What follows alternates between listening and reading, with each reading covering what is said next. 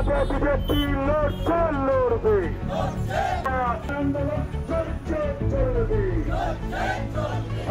হকারদের পুনর্বাসন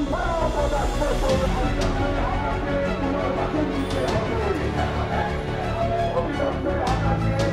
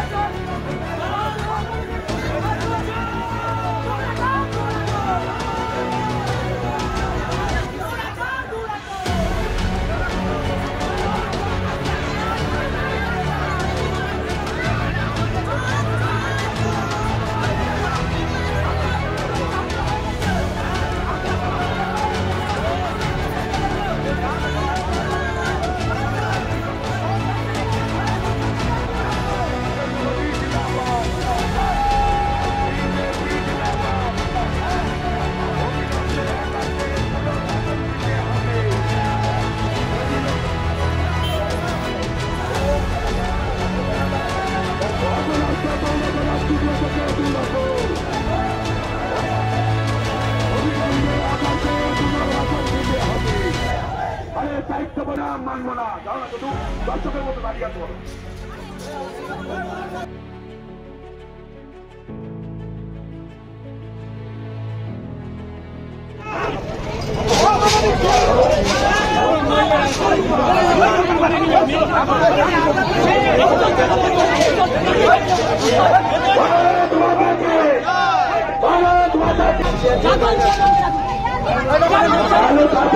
তবে চেয়ারম্যানের এখানেই আসতে হবে, এখানেই আসতে হবে, তবে চেয়ারম্যানের এখানেই আসতে হবে।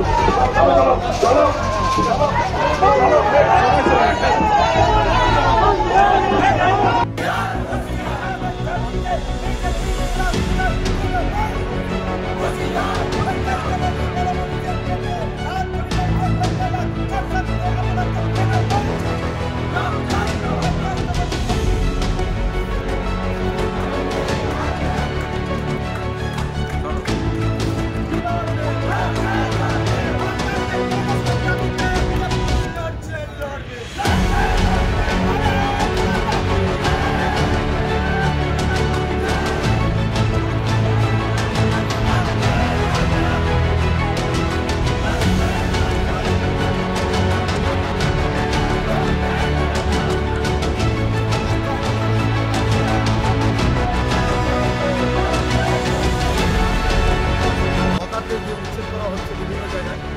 তাদের পেটে লাঠি মারা হচ্ছে, তার পরিপ্রেক্ষিতে আজকে তাদের সংসার যাতে ঠিকভাবে নির্বাহ করা হয়, কারণ তারা পরিবার নিয়ে কোথায় যাবে, দেশে যাবে, আবেগী এইসব চিন্তাভাবনার বিষয় আছে।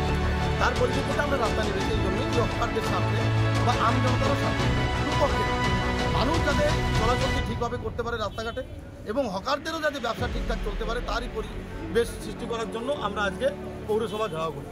আজকে পৌরসভা এই জন্য আসা, যদি একে বিবেচনা করেন তো ঠিক আছে, আর যদি বিবেচনা না করেন তো আবার ভাষা অন্য হবে। ঢোকার মুখেই পুলিশের বাধার সামনে বাধাতে ইচ্ছাকৃত দিয়েছি, আমাদের এখানে ইনফরমেশন দেওয়া ছিল, আমরা এখানে বলা ছিল, তারপরেও আমাদের কর্মীদের এখানে বাধা দেওয়া হয়েছে। আমি বারবার বলছি যে আপনারা গেটটা খুলুন, ওরা সুস্থভাবে ওখানে বসে আন্দোলন করবে, তা না করে জোরপূর্বক এখানে আটকে রেখে অশান্তিটা নিজেরা তৈরি করেছে। অশান্তি ভারতীয় জনতা পার্টি করেনি, আমি বারবার বলছি কেউ করবে না, ইচ্ছাকৃত এটা করানো হয়েছে। আমি এটাই ছিল যে হকারদের পুনর্বাসনের চিন্তা ভাবনা করতে হবে, তারপরে তাদেরকে ভাঙতে হবে এবং এমনই করতে হবে তাদের ব্যবসাও চলবে এবং আম পাবলিক যাতে ঠিকভাবে চলতে পারে, চলাচল করতে পারে, তাদেরও বিবেচনা করতে হবে, দুপক্ষেরই বিবেচনা, এটাই না।